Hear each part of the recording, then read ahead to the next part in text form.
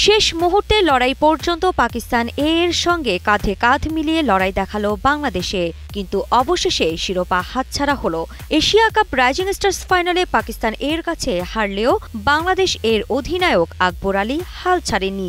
ম্যাচের পর সংবাদ মাধ্যমকে তিনি সরাসরি বলেছেন, হারের মূল কারণ নিজেদের ব্যাটিং ভুল।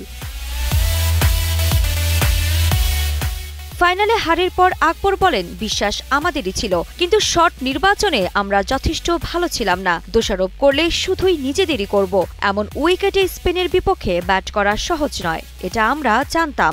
স্পিনারদের বিপক্ষে লড়াই জিততে হতো, কিন্তু সেখানে আমরা ব্যর্থ হয়েছি। ম্যাচের এক পর্যায়ে বাংলাদেশ পুরোপুরি ম্যাচের বাইরে চলে গিয়েছিল, কিন্তু শেষ দিকে লোয়ার অর্ডার ব্যাটারদের লড়াই বাংলাদেশকে নতুন করে আশাবাদী করেছে।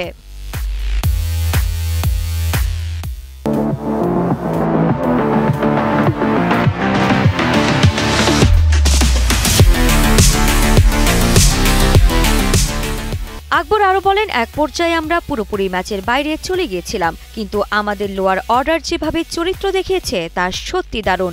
এই টুর্নামেন্টে ছেলেরা যা দেখিয়েছে তাতে আমি খুব গর্বিত। এ দলটি খুবই তরুণ, এদের সামনে শেখার ও উন্নতির অনেক সুযোগ রয়েছে। এছাড়া দর্শকদের প্রতি কৃতজ্ঞতা প্রকাশ করে আকবর বলেন, সমর্থকদের বিশেষ ধন্যবাদ। প্রতিটি ম্যাচে তারা এসে আমাদের পাশে দাঁড়িয়েছেন।